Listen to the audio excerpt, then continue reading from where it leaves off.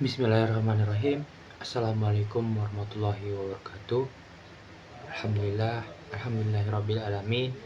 Wassalatu wassalamu ala asyrofil anbiya'i wal mursalin wa ala alihi wa sahbihi rasulillahi azmain, amma ba'du. Pertama-tama mari kita ucapkan puji dan rasa syukur kita kepada Allah Subhanahu wa taala, di mana Dia telah memberikan kita nikmat kesehatan, nikmat kesempatan sehingga kita dapat melakukan aktivitas kita sehari-hari. Selawat berangkaikan salam tak lupa kita hadiahkan kepada baginda Rasulullah SAW, di mana dia telah membawa kita dari alam kegelapan menuju alam terang benderang yang seperti kita rasakan saat ini. Baiklah, perkenalkan, nama saya Syahrin Kulban Gaul. Saya dengan NIM 2103227. Saya standar 2021. Di sini saya akan menjelaskan tentang proses pada TBS kelapa sawit. Nah, di sini saya mengambil dari PT Sokvin Indonesia Kebun Mata Pau. Nah, di sini banyak sekali slide-slide-nya, jadi saya langsung saja kepada tinjauan proses karena prosesnya yang kita perlu. Langsung saja di tinjauan proses status penerimaan bahan baku. Yang pertama ada di sini pos Satpam. Satpam adalah satuan pengaman dalam sebuah pabrik. Tamu dan kendaraan yang masuk ke dalam pabrik menjadi tanggung jawab Satpam. Mobil pengangkut TBS harus melapor ke pos terlebih dahulu dan menunjukkan SPB atau surat pengiriman barang. Lalu di pos Satpam dilakukan pencatatan nomor polisi atau BK, nama sopir, nomor supir, nomor SPB, kebun asal, jumlah neto, jam tiba dan jam keluar, lokasi pabrik sebagai pertinggal data bagi Satpam bila mana ada kesalahan dan kesilapan di belakangan hari. Selanjutnya ada jembatan tambang, jembatan timbang. Jembatan timbang merupakan alat ukur berat yang sangat vital dalam sebuah pabrik kelapa sawit, yang menjadi bagian terdepan di mana didapat data kuantitas masuknya raw material dan keluarnya produk yang dihasilkan.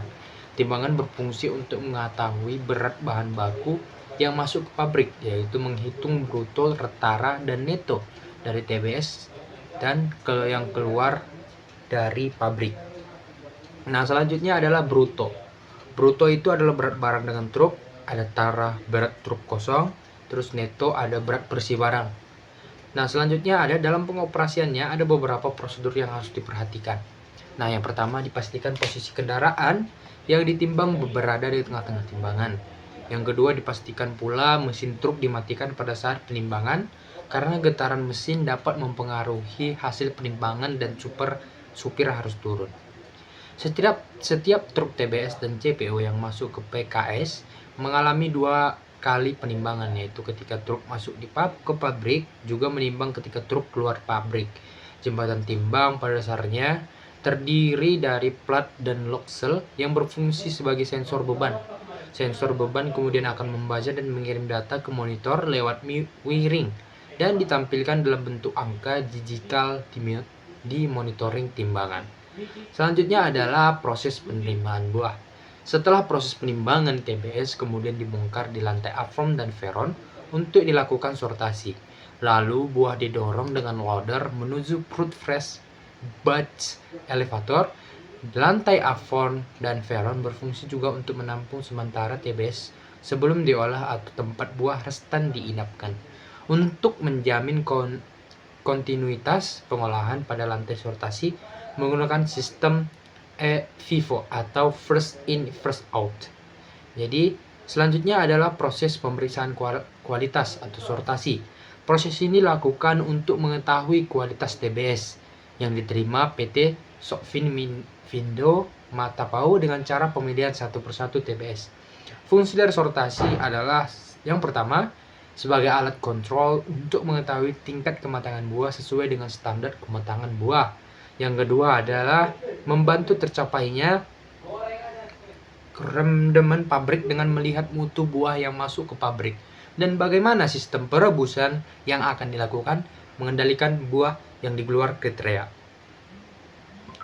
Selanjutnya adalah untuk TBS yang dibeli dari pihak ketiga proses sortasi dilakukan dengan lebih cermat, di mana TBS yang sesuai dengan kriteria mutu dan lebih kecil 7 kilo.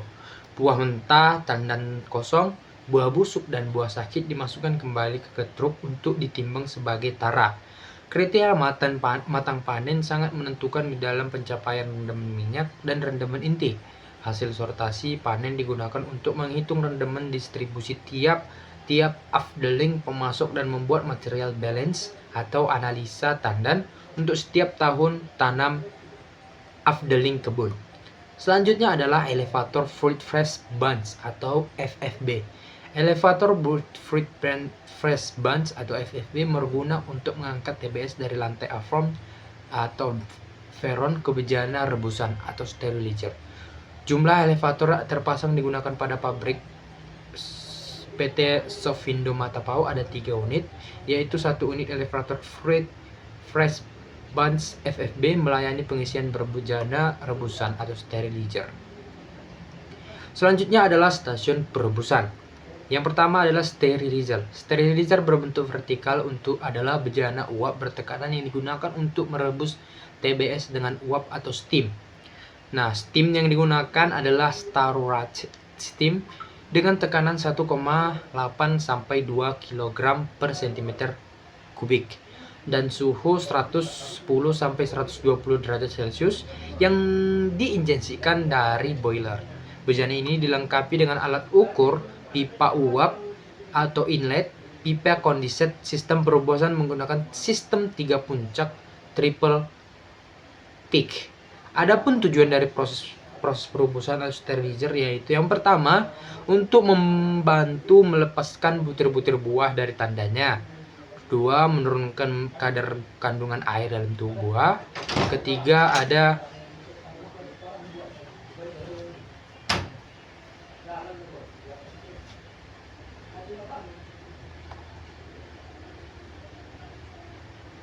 selanjutnya yang ketiga yaitu untuk mengurangi peningkatan FFA karena perebusan dapat menonaktifkan enzim-enzim lipase penyebab hidrolisa minyak. Kemudian ada mengumpulkan zat putih telur atau protein dalam buah agar pemurnian minyak buah dilakukan untuk mengakoagulasi unsur-unsur putih telur. Nah, selanjutnya yang kelima adalah untuk melunakkan daging buah. Persiapan proses pengempaan dengan melunakkan buah dan melepaskan mesokarp dari nut. Selanjutnya yang keenam adalah untuk mempersiapkan dalam proses pengolahan biji dengan membantu melepaskan kernel dari cangkang dan membantu cangkang agar mudah pecah. Yang ketujuh ada untuk suplai bagi ketersediaan buah terebus. Nah, selanjutnya ada CFB, Cooking Fruit Bunch. Untuk ketersediaan buah tersebut terebus yang menjadi kapasitas stasiun rebusan atau ton per jam yang dapat mempengaruhi kapasitas stasiun berikut.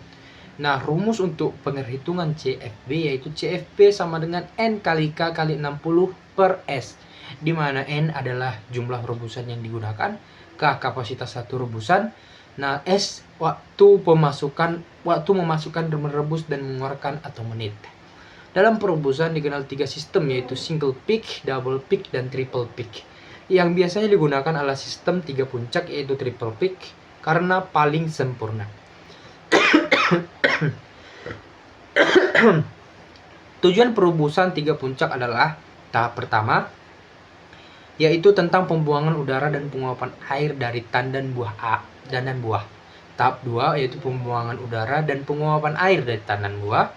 Yang ketiga ada pematangan dan pelunakan daging dan membuat kejutan terhadap biji agar terjadi kekoplakan. Cara ini dilakukan untuk mendapatkan hasil rebusan buah yang sempurna, meningkatkan kerapatan berondolan dalam tandan buah semakin padat atau solid. Untuk mencapai kematangan perebusan berondolan bagian dalam diperlukan panas yang cukup, pembuangan air atau kondensat, dan udara pada puncak 1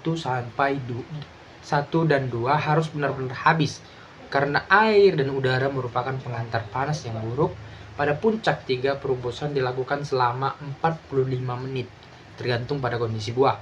Waktu yang digunakan untuk sterilisasi adalah 75-80, sedangkan waktu untuk siklus perebusan 110-120 menit. Tahapan-tahapan yang biasa dilakukan dalam sterilisasi triple peak. Yang pertama, card inlet steam dibuka, kondensat ditutup sampai mencapai tekanan 2 kg per cm kubik. Yang kedua, current intersteam ditutup dan current kondensat hingga tekanan mencapai 0 kg per meter kubik. Selanjutnya yang ketiga ada current intersteam dibuka dengan tekanan 2 kg per cm kubik dan current kondensat ditutup. Selanjutnya adalah current intersteam ditutup dan keran kondensat hingga mencapai tekanan 0 kg cm kubik. Selanjutnya adalah current intersteam dibuka hingga mencapai tekanan 2 kg cm kubik, kondensat ditutup. Selanjutnya adalah tekanan 2 kg per cm kubik dipertahankan selama 45 menit. Kemudian ada current intersteam ditutup, current kondensat dibuka. Nah, setelah itu Bunch conveyor. Bunch conveyor adalah alat untuk mengantarkan TBS dari bejana rebusan atau sterilizer menuju proses pemimpinan atau stripper. Penggunaan bunch conveyor harus kontinu sesuai dengan kapasitas pabrik sehingga proses selanjutnya dan tidak mengganggu proses. Nah, kemudian kita masuk ke stasiun penebahan. Stripper berfungsi untuk memisahkan brondolan dari jajangannya dengan cara mengangkat dengan kecepatan putar. Stripper dapat menyebabkan janjangan terbawa ke atas atau current up pada ketinggian tertentu. Kemudian jangan-jangan tersebut jatuh atau tertebah karena gaya gravitasi. Proses ini terjadi secara berulang-ulang di dalam alat penebah atau stripper yang berputar dengan kecepatan 23 rpm, kurang lebih seperti itu. Brondolan yang akan terpisah akan keluar melalui kisi-kisi stripper yang jarak 50 mm dan akan masuk ke conveyor under striher. Brondolan menuju ke freight elevator untuk diolah. Dalam pengoperasian alat penebahan, hal-hal yang perlu diperhatikan adalah sewaktu diputar tandan buah dalam alat penebah harus mencapai ketinggian maksimal sebelum jatuh. Nah, pengetahuan buah yang masuk ke dalam alat penebahan disesuaikan dengan kapasitas alat sehingga tidak terjadi kelebihan kapasitas. Hal-hal ini menyebabkan hasil penebahan kurang sempurna. Pengaturan kecepatan dari umpan TBR, kemiringan sudut pengarah dan speed, kebersihan kisi-kisi. Kemudian adalah efektivitas tracer dapat dilihat dari yang pertama USV atau unstripped freight, yaitu brondolan yang sudah lepas dari spiklet tetapi tidak mau keluar dari tandan. Maksimumnya 0,3%. Nah, selanjutnya oil losses pada janjangan kosong maksimumnya 3%. Kemudian adalah conveyor under stripper. Conveyor ini terletak tepat berada dalam drum stripper, berfungsi sebagai penampungan brondol terebus yang telah terpipir oleh drum stripper. Conveyor ini juga berfungsi sebagai alat transportasi brondolan rebus menuju bottom cross conveyor. Nah, selanjutnya adalah bottom cross conveyor. Conveyor ini berada di ujung conveyor under stripper, berfungsi sebagai penghubung antara conveyor under stricer untuk membawa brondolan rebus dari conveyor under stripper menuju freight elevator. Kemudian ada empty bunch conveyor. Tandan kosong yang telah terpipil akan terdorong keluar dari drum stricer dan akan masuk ke empty bunch conveyor yang tepat berada di bawah drum stripper, lalu tandan kosong akan dibawa ke empty bunch hopper. Nah, kemudian ada empty bunch hopper. Empty bunch hopper tepat untuk penampungan sementara sebelum dibawa dan dibagi ke lapangan. Tandan kosong dapat digunakan sebagai mulsa atau pupuk di kebun. Kemudian adalah freightless elevator. Brondolan rebus yang telah dibawa oleh bottom cross conveyor selanjutnya akan menuju freightless elevator. Alat ini berfungsi sebagai sarana pembawa brondolan rebus menuju cross conveyor to digester. Alat ini bergerak vertikal dan dilengkapi dengan bucket-bucket penampungan sebagai tempat bahan baku yang akan dibawa. Kemudian ada cross conveyor to digester. Conveyor ini berfungsi sebagai penghubung antar digester dan fluid elevator. Nah, kemudian ada digester. Digester mempunyai poros pemutar yang dilengkapi dengan parang-parang pengaduk. Proses pengadukan berlangsung akibat adanya gesekan antara parang dengan brondol dan adanya tekanan gaya gravitasi. Akibat adanya gesekan antara parang dan brondol dan adanya tekanan gravitasi, berat dari brondolan dan dalam bencana sambil dipanaskan dengan steam. Tujuan pengadukan adalah melumatkan daging buah dan memisahkan daging buah dengan biji serta meniriskannya minyak dari daging buah agar mudah diproses dalam penempaan. Jumlah parang pengaduk dalam satu buah digester terdiri dari 5 pasang parang pengaduk yang bertingkat dalam satu pasang pisau terlempar, jadi total parang adalah 6 pasang. Nah, letak parang-parang ini dibuat bersilangan antara pasangan yang satu dengan yang lainnya agar daya adukan cukup besar dan sempurna. Kemudian adalah faktor-faktor yang mempengaruhi kinerja digester adalah sebagai berikut. Yang pertama, volume buah dalam digester. Kemudian ada temperatur atau steam, kematangan buah yang sudah direbus. Fungsi digester adalah melumatkan daging buah, memisahkan daging buah dengan biji, mempermudah proses dipres. Ada faktor-faktor yang mempengaruhi kerja digester antara lain. Yang pertama, kondisi pisau pengaduk digester. Jika pendek dan tipis, segera diganti. Digester minimal berisi 3/4 atau 75% dari volume digester agar pisau bagian atas tertutup oleh brondolan. Ini dilakukan agar pisau yang atas berfungsi dengan baik. Kemudian ada temperatur jika pada suhu 90-95 derajat Celcius untuk mempermudah proses pemisahan minyak dengan air. Temperatur dalam digester dijaga dengan menginjeksikan steam ataupun dengan menggunakan steam jacket. Kematangan buah yang sudah direbus. Kemudian kecepatan pengadukan yaitu sebesar 25 rpm. Kondisi plat siku penahan pada dinding digester. Waktu pengaduan 15-20 menit. Pengadukan yang baik dilaksanakan pada kondisi. Yang pertama, digester selalu dalam keadaan penuh, suhu 90-95 derajat Celcius. Kemudian kita masuk ke pengempaan atau screw press. Screw press berfungsi untuk memeras minyak dari mesocarp dengan cara dipres dengan menggunakan tekanan yang dihasilkan oleh hydraulic cone dengan besar tekanan 40-50 ampere. Oleh tekanan screw yang ditahan oleh cone, daging buah diperas sehingga melalui lubang-lubang sisir. Minyak dipisahkan dari serabut dan biji dengan bantuan air delusu dengan suhu 90-95 derajat Celcius. Ditambahkan dengan komposisi minyak yaitu air das sama dengan 40/40/20. Penambahan air delusu biasanya 15-20% TBS. Tekanan pada press harus dijaga agar tidak terjadi losis minyak keluar dengan maksimal dan membuat losis minyak pada serat tinggi. Kalau tekanan pada press tinggi, maka akan membuat biji menjadi pecah dan inti pecah sehingga losses pada biji meningkat. Minyak kasar yang diperoleh dialirkan ke stasiun klarifikasi, sedangkan ampas press diteruskan ke check breaker conveyor. Operasi screw press menyesuaikan digester. Faktor-faktor yang mempengaruhi kinerja press. Yang pertama, kondisi wound screw press. Kemudian tekanan dan kualitas mutu buah atau perubusan. Tekanan cone, air delusu yang berfungsi untuk mempermudah proses pemisahan minyak.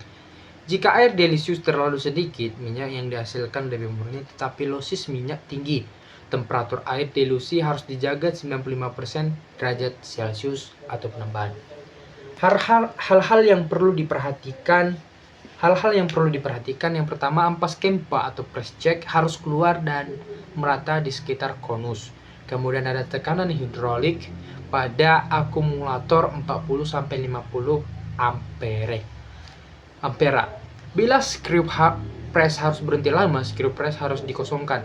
Norma yang diizinkan di stasiun Kempa atau press adalah oil losses pada fiber maksimum 4%, oil losses pada biji 0,5%. Nah, selanjutnya kita akan membahas tentang oil counter. Oil canter berfungsi untuk menampung minyak kasar dari hasil pengempaan di mesin press sebagai alat untuk mengalirkan minyak kasar ke Stantrek tank. Nah, baik, yang selanjutnya adalah stasiun klarifikasi. Nah, yang pertama yaitu Stantrek tank. Stantrek tank berfungsi sebagai penangkap pasir. Minyak kasar yang keluar dari press dialirkan dengan oil canter menuju Stantrek tank. Temperatur Stantrek tank harus mencapai 95 derajat Celcius.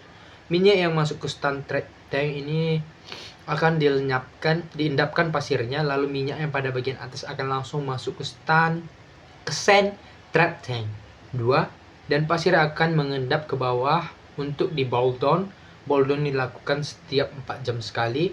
Minyak pada bagian atas akan dilahirkan ke fibroseparator. Nah, faktor-faktor yang mempengaruhi efektivitas Stantrek tank adalah yang pertama adalah temperatur, suhu air pengencer, pembuangan pasir secara rutin. Nah, selanjutnya adalah vibrating amco. Vibrating amco berfungsi untuk menyaring massa padatan berupa ampas yang terikut minyak kasar atau crude oil dari serabut-serabut yang dapat mengganggu proses pemisahan minyak. Jenis vibrating amco ada 3, yaitu single deck, double deck, dan triple deck. Saat ini PT Subvindo Matapau menggunakan vibrating amco jenis single deck. Ukuran mesh yang digunakan adalah ukuran mesh 20. Serabut-serabut hasil pemisahan pada vibrating amco akan dikembalikan lagi ke bottom cross conveyor untuk diproses kembali. Getaran vibrating amco dikontrol melalui penyetelan bandul yang diikat pada elektromotor. Getaran yang kurang menyebabkan pemisahan tidak efektif. Kontrol kebersihan fibroseparator harus dilakukan secara rutin agar padatan yang terbuang dari hasil penyaringan fibro tidak menumpuk. Kemudian ada crude oil tank. Crude oil tank berfungsi sebagai penurunan kadar NOx pada minyak. NOx akan mengendap pada bagian dasar tangki. Minyak pada bagian atas akan dipompakan menuju clever tank. Bagian dalam dari crude oil tank harus dilengkapi sistem pemanas, steam oil, dan steam injection. Nah, suhu crude oil tank sebaiknya 95% derajat Celcius. Blowdown pada tangki ini dilakukan 6 hari sekali. Selanjutnya kita memasuki continuous tank. Continuous tank berfungsi untuk memisahkan minyak, sludge, dan NOx secara gravitasi berdasarkan perbedaan berat jenis. Berat jenis yang tinggi akan mengendap pada bagian paling bawah dan berat bersih yang terendah akan berada pada bagian tengah tangki atau sludge dan NOx. Dan minyak yang memiliki berat jenis sangat rendah akan berada pada bagian atas. Pada continuous tank dapat dilakukan penambahan air agar pada minyak tidak terjadi kejenuhan dengan suhu 90-95 derajat Celcius. Apabila kejenuhan terjadi, maka proses pemisahan minyak akan sulit terpisah karena minyak sudah mengental dan menyatu dengan sludge. Untuk mengetahui kinerja continuous tank, maka indikator yang digunakan adalah kandungan minyak pada sludge underflow max 8%. Ketebalan minyak pada continuous tank sebaiknya 30-50%. 50 cm. Baru dilakukan penguntipan minyak melalui skimmer dan akan membawa ke oil tank. Di dalam continuous tank terdapat pengaduk yang bergerak dengan kecepatan 4 rpm. Hal ini dilakukan agar pada minyak terjadi kejenuhan dan melepaskan partikel minyak yang terjebak di sludge. Apabila putaran terlalu cepat, maka akan membuat sludge bercampur dengan minyak. Panas yang harus dijaga dan dipertahankan sekitar 90-95 derajat Celcius agar proses pemisahan lancar. Pada tangki ini dilakukan analisis laboratorium pada minyak. Apabila kadar NOx sudah tinggi, maka dilakukan blowdown dan dialirkan ke degen tank. Hal yang perlu diperhatikan pada CST adalah air dilusi, kecepatan stirrer atau pengaduk, steam yang masuk, drain dan blowdown temperatur. Nah, kemudian kita memasuki tentang oil tank. Minyak continuous tank akan mengalir ke oil tank. Oil tank berfungsi sebagai pengendapan minyak untuk memisahkan minyak dengan kotoran dan partikel sludge. Minyak masuk pertama kali ke oil tank nomor 4 kotoran dan partikel sludge akan mengendap karena adanya gaya gravitasi dan perbedaan berat jenis. Kotorannya akan mengendap pada bagian bawah oil tank nomor 4, sedangkan minyak pada oil tank nomor 4 akan dipompakan ke oil tank nomor 3. Nah, untuk diendapkan dan dimasakkan selama 90 menit, minyak dari oil tank nomor 3 akan dipompakan ke oil tank nomor 2. Kemudian untuk sirkulasi mengurangi kadar air selama sirkulasi suhu tetap terjaga pada 95% derajat Celcius. Kemudian kita memasuki oil blower. Minyak dari oil tank lalu akan dihisap oleh oil blower. Oil blower berfungsi untuk mengurangi kadar air dalam minyak. Di dalam oil blower terjadi perbedaan tekanan antara udara luar oil blower dengan udara dalam. Tekanan di dalam oil blower sangat rendah. Pada tekanan yang rendah, fluid akan lebih cepat menguap meskipun belum mencapai titik didihnya. Minyak dan air memiliki titik didih yang berbeda. Nah, minyak memiliki titik didih lebih tinggi dari air sehingga minyak tidak terikut menguap dengan air. Nah, pada minyak terisap ke oil blower, minyak akan dispray ke oil blower melalui nozzle sehingga air di dalam minyak akan mudah menguap dan terisap oleh blower. Selanjutnya terdorong keluar ke wadah penampungan air oleh blower. Karena titik didih minyak lebih besar daripada air, maka minyak tidak menguap dan jatuh ke bawah, dihisap oleh oil transfer pump dan kemudian mengaliri daily tank. Kemudian kita memasuki tentang oil transfer pump. Minyak yang telah diproses di oil blower akan mengalir secara otomatis menuju talang dan masuk flow tank untuk secara alami menurunkan suhu minyak tersebut. Dan selanjutnya minyak akan mengalir menuju bak penampungan sebelum ditransfer menuju stock bag atau langsung menuju daily tank. Pada saat proses pompaan terjadi pendinginan minyak atau oil cooler untuk menentukan suhu minyak sebelum disimpan di tangki timbun. Kemudian ada daily tank, tangki transfer. Fungsi adalah untuk tempat penyimpanan sementara minyak produksi dari stock tank sebelum ditransfer ke truck tank. Kondisi harus diperiksa secara rutin karena kebocoran akan tersumbatnya steam coil dapat mengakibatkan naiknya kadar air dan kotoran pada CPU. Temperatur harus tetap terjaga 40-60 derajat Celcius. Bila lebih maka akan dapat merusak kualitas dan nilai Dobby yang akan tinggi yang sangat berpengaruh terhadap warna dan aroma CPU. Kemudian kita masuk ke pengolahan sludge. Sludge tank itu yang pertama, berfungsi untuk tempat penampungan sludge sementara sebelum diolah di decanter. Dilakukan pemanasan pada sludge agar tidak jenuh pada suhu 80-95 derajat Celcius. Terjadi proses pengendapan pada bagian bawah sludge tank yaitu sludge dan nose. Dari dasar tank dipompakan ke balance tank untuk umpan decanter. Lalu akan dilakukan blowdown apabila endapan nose pada sludge tank telah sangat kental. Sludge hasil pengendapan akan dipompakan ke balance tank. Kita memasuki tentang balance tank. Balance tank berfungsi sebagai tempat penampungan sementara sludge sebelum diolah decanter. Balance tank juga berfungsi untuk menyeimbangkan laju aliran fluida. Sludge yang masuk menjadi umpan decanter agar konstan dan continue. Nah, karena bisa terjadi masalah pada fluid di sludge, umpan decanter otomatis akan memengaruhi kapasitas yang tercapai oleh decanter. Kemudian decanter, sludge paste yaitu cairan lumpur dari continuous tank yang masih mengandung minyak maksimum 8% dan diolah lebih lanjut oleh decanter. Alat ini memisahkan fraksi minyak atau crude oil, fraksi chair atau water paste, dan fraksi padat atau solid. Prinsip kerja alat ini adalah memisahkan ketiga faksi dengan putaran atau lebih kurang dari 3.500 rpm. Dan karena berat jenis yang berada, keberhasilan dalam pengoperasian decanter dipengaruhi oleh yang pertama ada komposisi umpan yang akan diolah, karena rasio di antara minyak, air, dan lumpur mempengaruhi terhadap daya pisah alat tersebut. Kemudian ada fungsi alat decanter tersebut. Kemudian ada perimbangan kapasitas alat dengan jumlah yang diolah. Kemudian ada water paste. Kemudian kita memasuki solid cover dan solid hopper. Solid conveyor berfungsi untuk sebagai alat pemindahan solid hasil pemisahan dari dekanter untuk dibawa ke solid hopper sebagai alat tempat penampungan sementara solid sebelum diangkut ke lapangan sebagai pupuk oleh trailer. Kemudian kita memasuki water pass tank. Water pass tank adalah tangki sebagai tempat penampungan water pass hasil dari pemisahan dekanter yang masih mengandung minyak.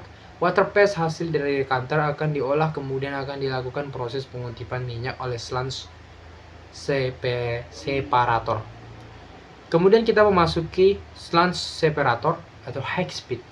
Water pass akan diumpankan untuk umpan sludge separator. Sludge separator adalah alat untuk mengutip minyak yang masih terkandung di dalam water pass dengan cara sentrifugasi dengan diputar 4200 rpm, di mana minyak, air, dan nose dengan berat isi dan dengan berat jenis yang lebih tinggi akan terlempar keluar dari proses dan minyak yang berat jenis lebih rendah akan masuk ke bagian poros. Kapasitas sludge separator ditentukan oleh ukuran nozzle yang digunakan atau 1,45, 1,6, 1,8, dan 2 mm. Ukuran nozzle dipakai sekecil mungkin untuk meminimumkan kehilangan minyak pada drop buang sludge separator. Pengoperasian separator dengan cara membuka keran air penuh dengan menggunakan keran umpan. Sludge separator dikontrol melalui sudut flap pada side gelas air menunjukkan 15 derajat. Proses pemindahan sludge ditentukan dengan adanya balance water dan minyak keluar melalui paring disc. Minyak akan keluar dan langsung dipompakan ke monotank. Kemudian ada monotank. Minyak hasil pemisahan dekanter, sludge separator, dan hasil pengutipan dari fat pit langsung mengalir ke monotank. Minyak yang akan ditampung oleh monotank akan dikembalikan ke continuous tank untuk diolah kembali pada monotank. Ini juga terjadi proses pengendapan kotoran dan sludge yang masih terikut dalam minyak yang kemudian akan dibuang ke parit menuju fat pit. Kemudian ada decanter tank. Decanter tank berfungsi sebagai tempat penampungan air kondensat rebusan yang akan digunakan sebagai air delusi pada stasiun pres. Decanter tank juga menampung blowdown dari continuous tank, sludge tank, dan water pass tank, dan lumpur dari sludge separator untuk kembali dilakukan pengendapan untuk memisahkan minyak dan mengutipnya kembali dan dialirkan ke continuous tank, sementara sisanya jadi dialirkan ke fat pit. Kemudian kita memasuki fat pit. Fat pit berfungsi sebagai tempat penampungan hasil pemisahan dari scat, decanter tank, dan airnya dari parit stasiun klarifikasi. Fat pit terdiri dari 4 bak dan dilengkapi dengan sekat-sekat. Gunanya sekat untuk mengutip sisa-sisa minyak yang mungkin masih ada dan mengendap kotoran. Minyak yang akan terkutip akan diumpahkan ke Danset tank. Selanjutnya kita memasuki stasiun pengolahan biji. Nah, yang pertama itu adalah check breaker conveyor atau CBC.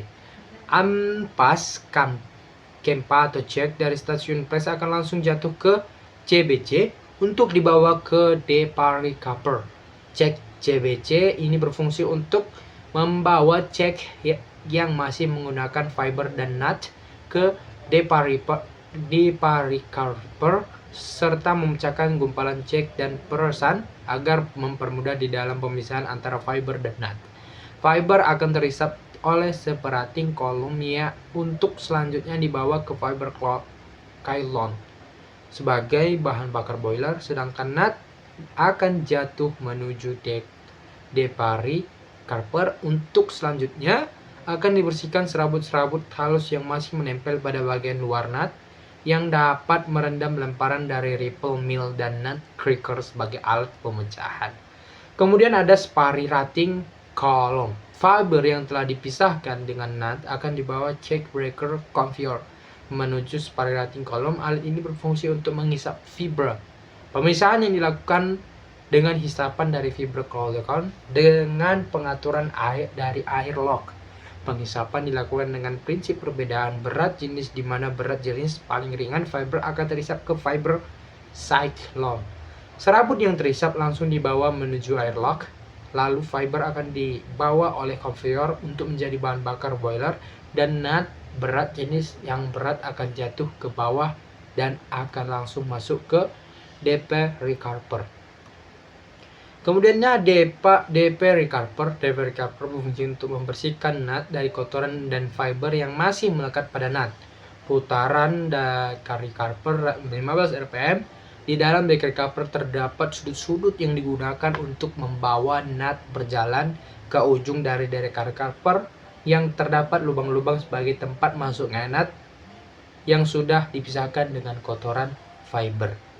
Kemudian adalah V-nut elevator. Nah, nut yang telah diproses dari receiver akan jatuh menuju di bawah menuju V-nut. Nah, elevator dan nut elevator akan membawa nut menuju nut swallow. V-nut conveyor. V-nut conveyor ini tepat berada di ujung V-nut elevator, berfungsi sebagai penghubung antara nut silo. Nut yang dibawa oleh V-nut conveyor membagi nut menjadi nut silo nomor 1 dan nomor 2. Alat ini berfungsi sebagai tempat pemanasan nut agar cangkang ingin terpisah atau koplak, yang dapat memaksimalkan kerja ripple mill dan knuckle cracker. Kemudian adalah nut dry conveyor. Nut conveyor ini berada pada di bawah nut solid 1 dan 2, berfungsi sebagai alat mengangkut nut kering dan hasil pemanasan di nut silo. Kemudian adalah nut dry elevator. Nut dry elevator berfungsi untuk mengangkat nut telah dipanaskan di nut silo menuju nut grinding drum untuk selanjutnya diklarifikasikan menurut besar dan kecilnya nut. Kemudian adalah nut grinding. Nut grinding berfungsi untuk memisahkan biji menurut ukuran yang berbeda sebagai umpan ripple mill dan nutcracker. Lubang satu untuk nut yang diameter dengan kecil, lubang kedua untuk nut dengan diameter sedang. Dua lubang ini untuk umpan ripple mill 1 dan 2. Sedangkan lubang 3 untuk nut bare diameter besar atau nut dora. Lubang ini untuk umpan nut cracker dan nut grinding berputar dengan kecepatan 23 rpm.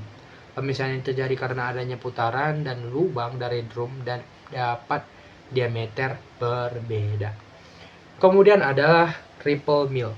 Nut yang berasal dari nut grinding akan menjadi umpan untuk dihancurkan cangkangnya atau sel. Di ripple mill, alat ini berfungsi untuk memecahkan nut dengan cara menggiling. Kemudian, yang masuk ripple mill akan digiling oleh rotor bar ripple mill dan ditahan dengan stator bar ripple mill yang memiliki permukaan yang kasar yang menyebabkan terjadinya pecahan nut.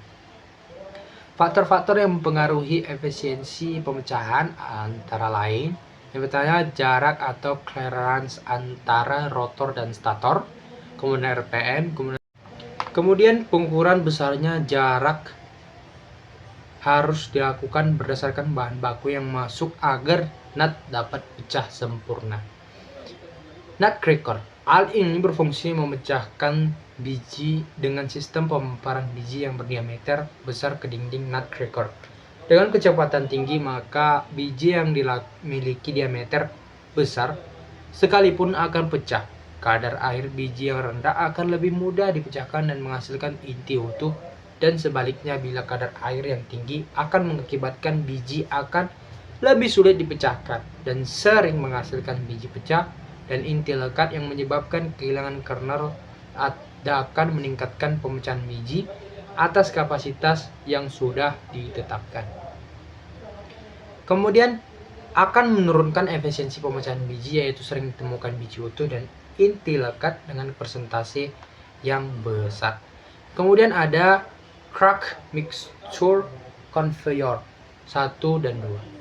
Nah, crack mixture conveyor adalah air yang membawa campuran antara inti utuh, inti pecah, biji utuh, biji pecah, biji setengah pecah, dan cangkang atau crack mixture yang selanjutnya akan dipisahkan melalui proses selanjutnya. Kemudian yaitu LTDS. LTDS berfungsi untuk menghisap cangkang halus. Aliran udara terjadi karena adanya hisapan dari blower LTDS. Cyclone yang memisahkan cangkang dengan udara pembawa sehingga pemecahan cangkang yang terbawa dalam aliran akan terpisahkan dengan udara dan jatuh ke bawah airlock dan akhirnya jatuh ke horizontal seal conveyor menuju stasiun boiler. Nah, faktor-faktor yang mempengaruhi kinerja LTDS adalah yang pertama hisapan atau damper airlock dan fan, kemudian kebocoran, ducting, dan kualitas serta kuantitas umpan masuk. Kemudian ada claybed. Claybed adalah alat untuk mengutip kembali inti yang terikut dengan cangkang dengan sistem basah, yaitu bantuan media lumpur dari tanah, lempung, dan atau liat. Inti dari cangkang dari LTDS akan masuk ke claybed. Di claybed terjadi pemisahan akibat adanya beda berat jenis antara inti dan cangkang dan cairan tanah lempung atau liat lumpur. Cairan tanah lempung atau liat media memisahkan yang memiliki berat jenis di antara cangkang dan inti. Berat jenis cairan tanah lempung atau liat dapat disesuaikan dengan cara menaikkan kekentalan larutan untuk menaikkan viskositas cairan lumpur tersebut. Lumpur dari tanah lempung atau liat yang baik memiliki 1,1120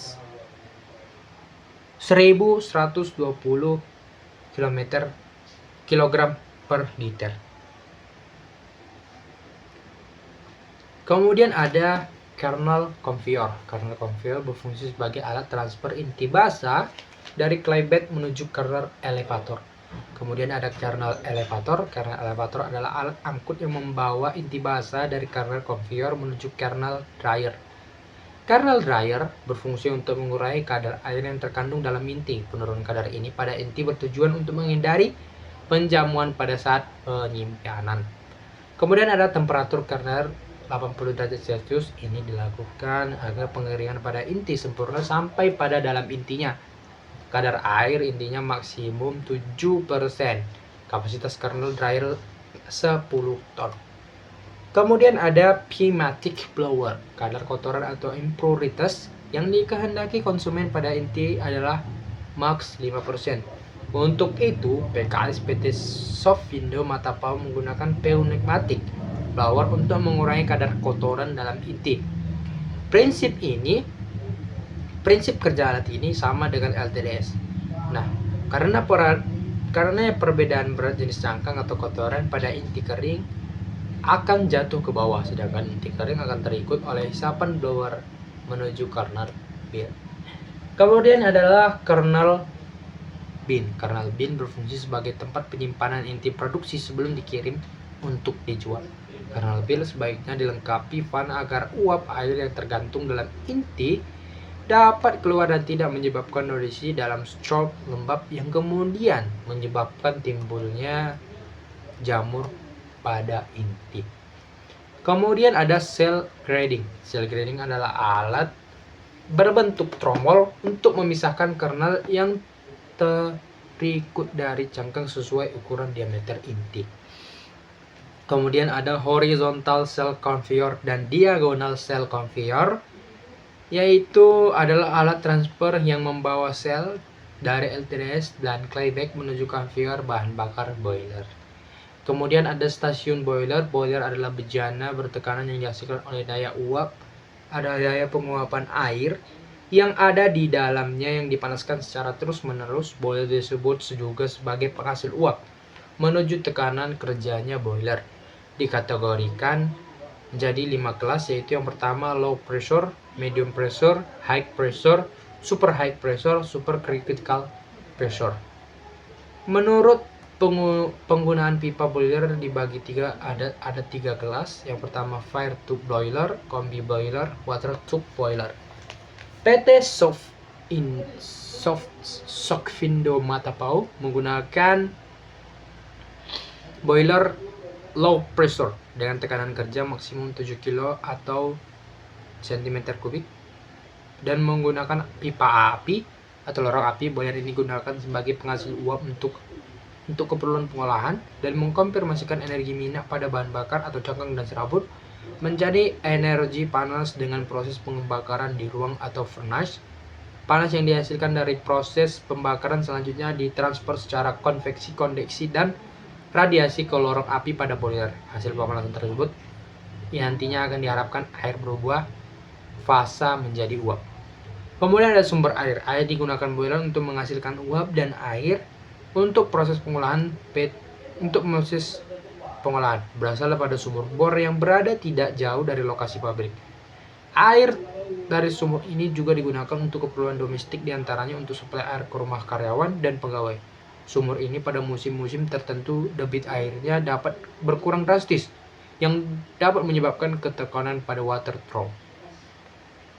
Water tower digunakan agar tekanan air yang masuk ke instalasi pengolahan memiliki tekanan karena adanya dorongan dari berat jenis air dan ketinggian yang dimiliki water tower. Selain itu, water tower berfungsi sebagai balance tank untuk menjaga kestabilan dalam continuous air untuk proses pengolahan dan sebagai cadangan air domestik. Kemudian ada kamar mesin pembangkit listrik atau power plant. Nah, untuk memenuhi suplai arus listrik untuk pengolahan PKS, PT Sofindo Matapau menggunakan jasa PLN di mana memenuhi kebutuhan pasok listriknya. Namun di samping itu, PT memiliki pembangkit listrik tambahan yaitu diesel generator. Berikut ini peralatan pembangkit listrik. Yang pertama, diesel generating set Max Cummins tipe 3508 di 550 kVA, putarannya 1500 rpm, frekuensinya 50 Hz. Diesel ini diperlukan pada saat terjadinya pematian arus listrik dari PLN. Pada saat PLN mati arus, di sini dituntut energi berupa arus listrik dari generator set. Faktor yang diperhatikan, yang pertama, periksa bahan bakar atau solar yang dilakukan pencucian tangki solar secara periodik. Perhatikan tekanan minyak dan temperatur mesin. Periksa ketinggian oil dan pelumas. Kemudian ada perhatikan getaran mesin saat beroperasi. Kemudian ada ganti filter sesuai umur pemakaian. Nah, selanjutnya yaitu adalah stasiun pengolahan limbah. Nah, pengolahan limbah fungsinya adalah untuk menetralisir parameter limbah pengolahan yang masih terkandung dalam cairan limbah sebelum dibuang ke perairan umum atau sungai. Jumlah pengolahan limbah adalah yang pertama, menghilangkan bahan terapung dan tersuspensi, mengolah bahan organik yang majemuk yang dapat mengalami biodegradasi, menghilangkan mikroba, patogen, dan mengurangi kandungan minyak, meningkatkan pengertian mengenai dampak yang ditimbulkan oleh limbah terhadap lingkungan, melestarikan sumber daya, dan mengembangkan berbagai metode yang sesuai, meningkatkan pengetahuan tentang pengaruh-pengaruh jangka panjang limbah. Kemudian sumber-sumber limbah yang ada di PKS adalah stasiun sterilizer limbah cair, stasiun klarifikasi cair dan padat, stasiun kernel, limbah-limbah, dan lain-lain. Limbah yang dihasilkan di PKS berupa limbah padat dan limbah cair. Limbah padat berupa cangkang dan fibro yang digunakan sebagai bahan bakar boiler. Tandan kosong yang dimanfaatkan kembali sebagai pupuk untuk tanaman.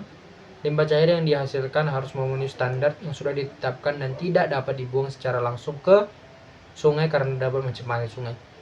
Parameter yang menjadi indikator kontrol untuk membuang limbah cair adalah angka biologikal, oksigen, hemat atau BOD, pH atau dan COD. Faktor-faktor yang mempengaruhi kinerja effluent treatment adalah yang pertama, temperatur. Untuk mengendalikan suhu dilakukan dengan menggunakan cooling tower dan resiklasi. Kemudian ada pH, kedalaman kolam, sistem distribusi, kondisi pompa, kualitas dan kuantitas umpan, jumlah kondisi bakteri. Selanjutnya yaitu tahapan-tahapan pengolahan dan pengendalian limbah. Yang pertama, pendinginan. Limbah cair yang telah dikutip minyaknya pada oil trap atau fat trap mempunyai karakteristik pH 4-4,5, suhu 70-80 derajat Celcius. Sebelum limbah dialirkan ke kolam pengamasan, suhunya diturunkan menjadi 40-45 derajat Celcius agar bakteri mesopliknya dapat berkembang dengan baik. Kemudian pengasaman. Setelah dari menara atau kolam pendinginan, limbah akan mengalir ke kolam pengasaman yang berfungsi sebagai proses prakondisi bagi limbah sebelum masuk ke kolam anaerobik. Kemudian ada resiklasi. Ini dilakukan sebagai pengaliran cair dari kolam aerobik yang anaerobik yang berakhir ke saluran kolam pengemasan yang bertujuan untuk menaikkan pH dan membantu pendinginan. Kemudian ada proses anaerobik. Dari kolam pengemasan limbah akan mengalir ke kolam primer. Karena pH dari kolam pengemasan masih rendah, maka limbah harus dinetralkan dengan cara mencampurkan dengan limbah keluar atau pipa output dari kolam anaerobik dengan cara resirkulasi pada haris masukkan inter kolam anaerobik. Kemudian ada proses fakultatif. Proses terjadi pada kolam ini adalah proses penonaktifkan materi anaerobik dan prakondisi proses aerobik. Kemudian adalah proses aerobik. Proses yang terjadi pada kolam aerobik adalah proses aerobik. Pada kolam ini telah tumbuh ganggang dan mikroheterotop yang berbentuk floks. Kemudian adalah masa tinggal. Dari sebuah rangkaian proses tersebut di atas, masa tinggal limbah selama proses berlangsung mulai dari kolam pendinginan sampai air dibuang ke badan penerimaan kebutuhan waktu, masa kurang lebih minimal 100 hari. Kemudian kita masuk ke analisis laboratorium. Pemeriksaan mutu TBS. Pemeriksaan kualitas dilakukan untuk mengetahui mutu buah yang diterima untuk penalti dan perbaikan kriteria matang panen dari rebusan asal TBS. Cara pemeriksaan kualitas ini mengacu pada yang pertama buah mentah, buah normal, buah busuk, grondolan, dan potensi buah. Kemudian ada pengendalian losses. Sumber-sumber losses yang terjadi pada selama proses pengolahan di PKS adalah losses pada stasiun perebusan atau sterilizer, losses pada stasiun penebahan, stasiun press, stasiun klarifikasi, stasiun kernel, stasiun pada losses pada drape akhir PKS. Kemudian ada pengendalian mutu proses bertujuan untuk menghasilkan mutu produksi minyak sawit dan inti sawit sesuai dengan standar yang diinginkan, dilakukan terhadap pengukuran asam lemak atau FFA. Kemudian ada maka dilakukan pengendalian selama proses pengolahan yaitu sebagai berikut. Yang pertama stasiun rebusan, stasiun digester, stasiun kempa, stasiun klarifikasi yaitu stasiun klarifikasi yaitu berupa sand trap tank, crude oil tank, continuous sealing tank, oil tank, sludge tank, decanter, water phase tank. Stasiun kernel ada ripple mill, LTDS dan kernel dairer. Kemudian ada standar mutu CPU dan PKO. Dalam pengendalian mutu minyak sawit dipakai 3 komponen kualitas faktor yaitu pertama free fatty acid atau FFA, moisture dan impuritas. Kemudian kita masuk kesimpulan dan sarannya. Yang pertama itu kapasitas oleh PKS PT Sop Indo Patapao ada 20 ton per jam dan tandan buah segar TBS yang diolah berasal dari kebun sendiri dan kelompok tani yakin. Sumber energi PKS pada PT Sopindo Matapao adalah PLN dan untuk menghasilkan struktur buah basah pada proses PKS pada PT Sopindo Matapao menggunakan 4 boiler pipa api berkapasitas 7 ton uap per jam dengan bahan bakar seret dan cangkang yang berupa ampas proses pengolahan. PKS dengan kapasitas dan boiler pipa api tidak menggunakan water treatment sebagai stasiun pengolahan air, sehingga air umpan boiler hanya dipanaskan sehingga temperaturnya 80 derajat Celcius. Adapun sarannya untuk meningkatkan keahlian perlu adanya pelatihan bagi kepala pekerja tiap-tiap stasiun mengenai cara dan perawatan peralatan dari stasiun yang di bawahnya.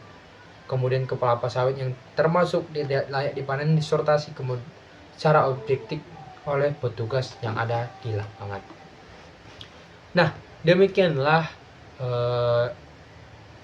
penjelasan tentang pabrik untuk TBS dan saya mengambil itu PT Sokvin Indo Indonesia Kebun Matapao dan saya Sherin Kolmal. Saya mohon pamit apabila ada kata-kata saya yang salah, saya mohon maaf. Tingkah laku saya yang salah, kemudian suara-suara yang berisik, saya mohon maaf. Billahi taufiq walhidayah. Wassalamualaikum warahmatullahi wabarakatuh.